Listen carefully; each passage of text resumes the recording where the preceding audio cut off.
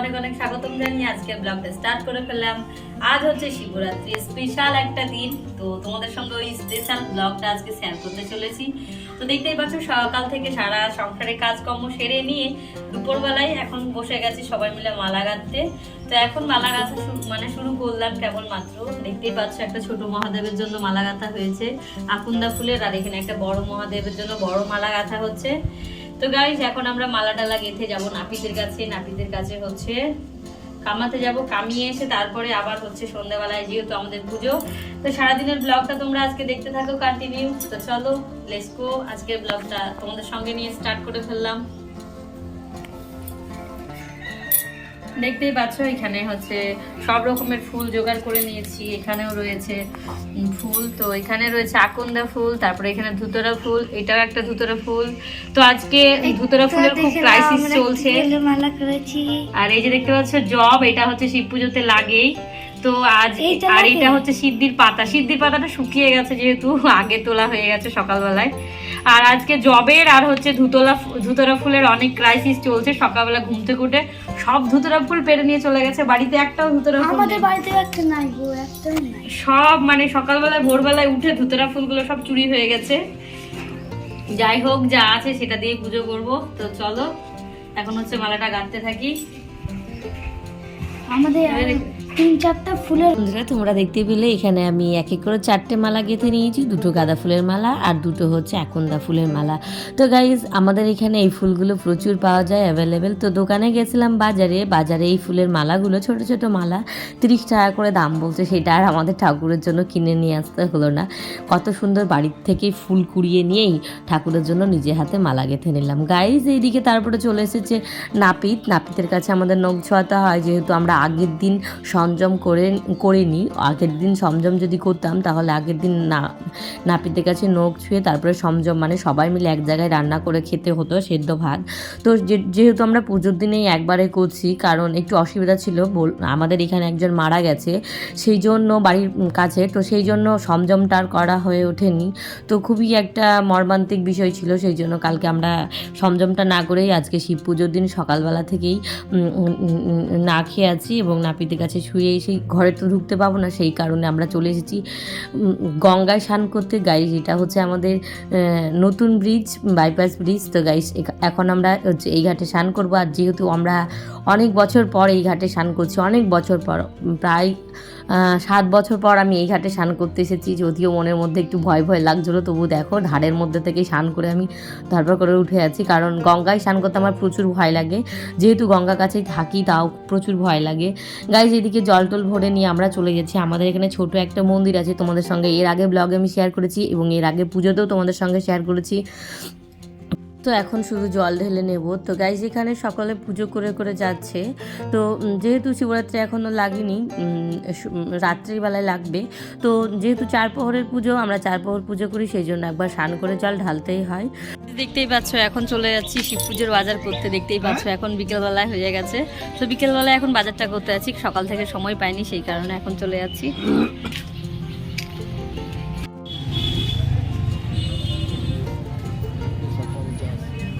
কোনটা কি ধরলেন? 30 টাকার আপেল আর 10 টাকার লেবু, 40 আর 10 50, 50 আর 50 100, 120। ঠিক আছে। হ্যালো বন্ধুরা, তো দেখো এখন বাজে সন্ধে 8টা বাজতে 10 বাকি। তো গাইজ এইদিকে শিব পুজোর জন্য রেডি হয়ে গেছি, আর এখানে হচ্ছে ঘরের পুজো বাকি রয়েছে। ঘরের পুজোটা একবারে সেরে নিয়ে তারপরে মন্দিরে যাব। পুরো ব্লগটা তোমরা দেখতে থাকো। তো চলো আজকে ভোলেনাথের পুজোটা করে নিই ঘরে। তো বন্ধুরা দেখতেই পাচ্ছ এখানে ভোলেনাথের মাথায় ঢালার জন্য জলটা তৈরি করে নিচ্ছি। জলের মধ্যে দিয়ে দিলাম দুধ, তারপরে দিয়ে দিলাম তিল, তারপরে দিয়ে দিলাম সিদ্ধি, তারপরে দিয়ে দিলাম নকুলদানা, চিনি, তারপরে দেখছো ঘিয়ের পর দিয়ে দিচ্ছি শিবের প্রিয় প্রিয় জিনিসগুলো যেগুলো থাকে, সেগুলো হচ্ছে এই যে দেখতে পাচ্ছ বেল পাতা, ধুতরা, আকন্দা, গাঁদা, ভাটফুল, কাঁচা সিদ্ধির পাতা। তারপরে দেখো সবটা দিয়ে ভালোভাবে 1 ঘটি জল আমি করে নিয়েছি। তো তারপরেই হচ্ছে এইটা এটা হচ্ছে শিবের মাথায় ঢালবো। তো গাইজ এদিকে দেখতে পাচ্ছ জব এবং এই ফুল যাবতীয়, যখন ছোট ছিলাম আমি এই শিব পুজোটা ছোট থেকেই করে আসি, প্রায় 9 বছর বয়স থেকে আমি শিব পুজো করে আসি। ওই মাঝে 2বার কিংবা 1বার বাদ গেছে, তাছাড়া বাদ যায়নি। আর আমি এই শিব পুজো আসলে উপোস না করে থাকতে পারি না। তো গাইজ যতদিন পারবো এরকমভাবে পুজো করে যাব। তোমরা কত বছর থেকে পুজো করে আসছো অবশ্যই কমেন্ট করে জানাও। আর এই শিব পুজোর দিন সকাল থেকে সারাদিন উপোস থাকতাম, আর এই মাঠে মাঠে ঘুরে ঘুরে এই যে ফুল বেল তারপরে হচ্ছে জব সব তুলে তুলে বেড়াতাম, সারাদিন বাড়িতে থাকতাম না, এই কুড়িয়ে বেড়াতাম সারাদিন ধরে। আর খুব মজা করতাম, যেহেতু অনেক বান্ধবী ছিল, সেই বান্ধবীগুলো সব আপন আপন বিয়ে হয়ে গেছে, দূরে দূরে চলে গেছে। তবে এখন ছোট ছোট বাচ্চারা রয়েছে, পাশের বাড়ির মানে বৌদির মেয়েরা রয়েছে, তারাই এখন আমাকে কুড়িয়ে এনে দিয়েছে। তো গাইজ আমাকে কুড়োতে যেতে হয়নি, আর এখন আমি যাইও না, ওরাই এনে দেয় বললে পরে। আর এখন যেহেতু সব কিনে পাওয়া যায়, কিন্তু কিনে আনাটার ব্যাপারটা একটা আলাদা, আর নিজে তুলে এনে পুজো করার ব্যাপারটা একটা আলাদা। তো গাইজ তোমরা কে কে পুজো করেছো অবশ্যই কমেন্ট করে জানায়ও। আর যারা আমার নতুন বন্ধু রয়েছে, যারা আমার আজকে প্রথম ভিডিওটা দেখছো, তারা প্লিজ চ্যানেলটা সাবস্ক্রাইব করে দিও, পাশে থাকা বেল আইকনটা প্রেস করে দিও। আর তোমরা কে কেমনভাবে পুজো করলে অবশ্যই কমেন্ট করে জানায়ও। এদিকে আমি আমার ভোলেনাথের পুজো শুরু করে দিয়েছি। এইদিকে ভোলেনাথকে দিয়েছি কাঁচা মিষ্টি, যেহেতু ফল গোটা দিয়েছি সেই জন্য কাঁচা মিষ্টি দিয়ে আজকে পুজো করছি। মধু মাখিয়েছি, সেই জন্য ভোলে বাবার গাটা একদম পিসিল পিসিল লাগছে, দেখতেই পাচ্ছ। তো গাইস এখন হচ্ছে ফুলগুলো দিচ্ছি, এক এক করে সাজিয়ে নিচ্ছি। আর হচ্ছে এদিকে যে পঞ্চামৃতটা বানিয়েছিলাম সেটা হচ্ছে অং নমঃ শিবায় বলে শিবের মাথায় ঢেলে দিলাম। আর এটা হচ্ছে আমার বাড়ির ঠাকুরকে আগে দিয়ে তবেই তো মন্দিরে যাব, তো সেই জন্য আগে মন্দিরে দিয়ে দিচ্ছি, বাড়িতে দিয়ে দিচ্ছি, তারপরে মন্দিরে যাব। তো গাইস এদিকে দিয়ে দিচ্ছি আঙুর ফল, এমনি অন্য ঠাকুরদের সন্ধ্যাবেলা দিয়ে দিলাম শুধু আঙুর ফল। আর এখানে আমি সব ঠাকুরের চরণে ফুল দিয়ে নিলাম। আর যেহেতু আবার বাড়ি এসে একবার পুজো করতে হবে আমাকে, যেহেতু 4 প্রহর পুজো করতে হবে, বিকেলবেলায় 1 প্রহর জল ঢেলেছিলাম, এখন 1 প্রহর ঢালছি, আবার মন্দিরে গিয়ে 1 প্রহর ঢালবো। তো গাইজ যাই হোক, তো চলো এখন হচ্ছে আমি আমার টুকিনাকি কাজগুলো সেরে নিই। এইদিকে পুজোর ভোগ লাগিয়ে দিয়েছি, তোমাদের দাদাকে বললাম একটু ধূপটা আমাকে ধরিয়ে দাও, বলছে তুমি ধরিয়ে নাও, আমার খাওয়া কাপড় আছে। তো গাইজ যাই হোক, এদিকে আমি ধূপটা ধরিয়ে নিলাম। আর পুজো করলে ধূপ যদি না জ্বালায় তাহলে কিন্তু আমার ভালো লাগে না। এইদিকে মেয়েকে ফরমাইশ করেছি ধূপের কৌটোটা দাও, ও খুঁজতে খুঁজতে হয়রান হয়ে যাচ্ছে। ওদের বাবা মেয়েকে যদি একটা ফরমাইশ করা যায়, ওরা ঘরের কোনো কিছুই খুঁজে পায় না, যেটাই বলি সেটাই আবার আমাকে ডবল করে কাজ করতে হয়। তার জন্য আমি আজকে থেকে শপথ করলাম যে ওদেরকে আর কারণ ফরমাইশই বলবো না, আমি নিজে থেকেই করে নেবো। যাই হোক, এইদিকে আমার ধূপটা ধরানো হয়ে গেছে। আর ধূপের গন্ধ কার কার ভালো লাগে অবশ্যই জানো, আমার তো খুব ভালো লাগে। আর ধূপ দিলে ঘরটা যেন একদম কি সুন্দর একটা সেন্ট বেরোয়, আর মানে খুব ভালো লাগে আমার। তোমাদের কেমন লাগে অবশ্যই জানাও। এদিকে আমি আমার আরতি করে নিচ্ছি।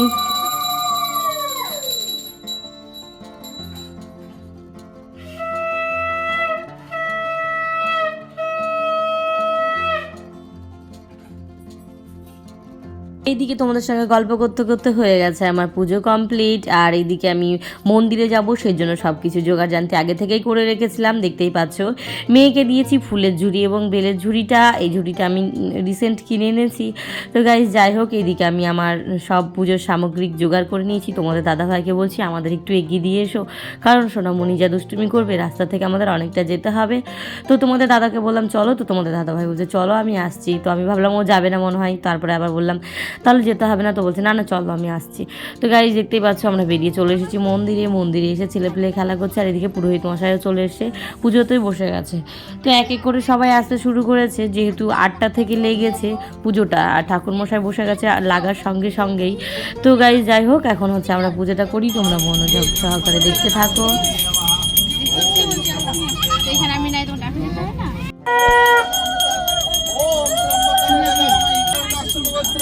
আপনাদের বলে পরপর কে আছে? অচিতানন্দ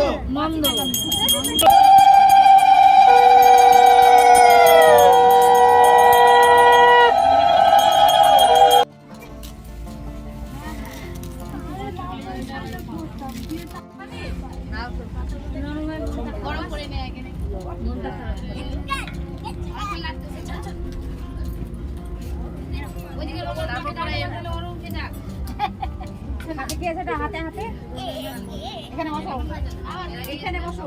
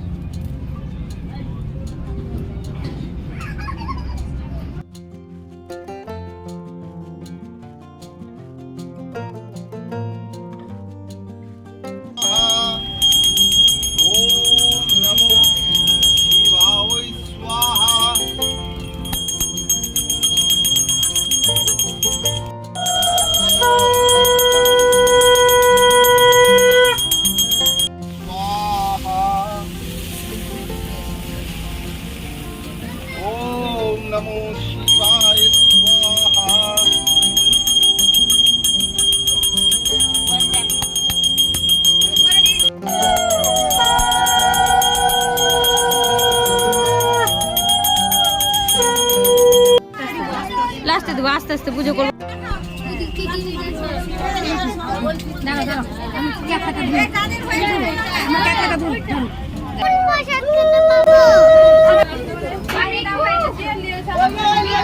পুজো প্রায় 2 ঘন্টা ধরে হয়েছে। 2 ঘন্টা ধরে ব্লগটা তো আর তোমাদের সঙ্গে শেয়ার করা যাবে না, অতক্ষণ ব্লগ শেয়ার করলে তোমরাও বোরিং হয়ে যাবে এবং আমারও ফোনে মেমোরি জায়গা লাগবে লোড করতে। গাইজ একটুখানি ব্লগটা তোমাদের সঙ্গে শেয়ার করলাম যেটুকুনি পারলাম। তো এইদিকে পুজো কমপ্লিট হয়ে গেছে, পুরোহিত মশাই চলে গেছে, এখন মানে ভিড়ই কমছে না জল ঢালাতে, প্রচুর ভিড়। তো সকলে মিলে আগে ঢেলে নিয়েছে, তারপর আমি একটু বসেছিলাম যে সবার হয়ে যাক তারপরে আমি ঢালবো। তো সেই জন্য আমি একদম লাস্টে, সবার লাস্টে মন্দিরে প্রবেশ করেছি এবং একা আস্তে আস্তে মন দিয়ে সারাদিন ধরে উপোস রয়েছি এবং তাড়াহুড়ো করে জল ঢাললে আমার ভালো লাগে না, একদম লাস্টে মন দিয়ে আনন্দ সহকারে পুজো করব। তো গাইজ এখন চলো, এখন হচ্ছে পাশের বাড়ির বোনটা পুজো করে নিচ্ছে, তারপরে হচ্ছে আমি পুজো করব।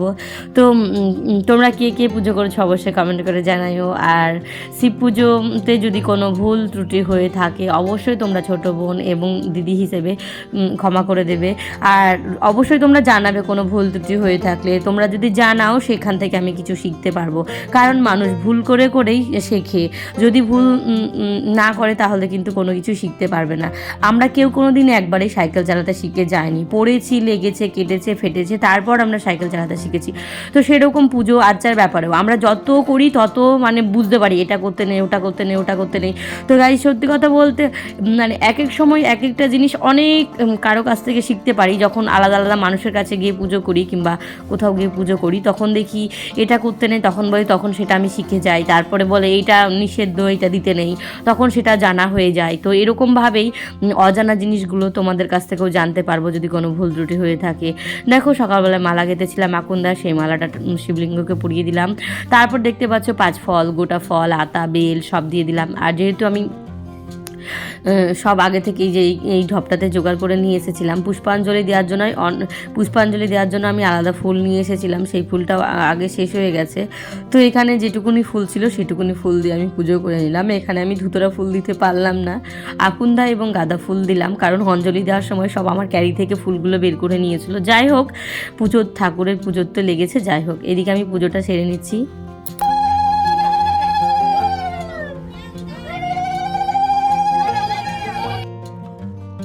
ভাবলাম সবার পুজো করা হয়ে গেছে, মন দিয়ে আস্তে আস্তে পুজো করব, কিন্তু এক এক করে চলেই আসছে যেহেতু পাড়ার সবাই জল ঢালতে আসছে সেই জন্য। তো আমি যেতটুকু পারলাম, যেমনভাবে পারলাম সেইভাবে পুজো করলাম।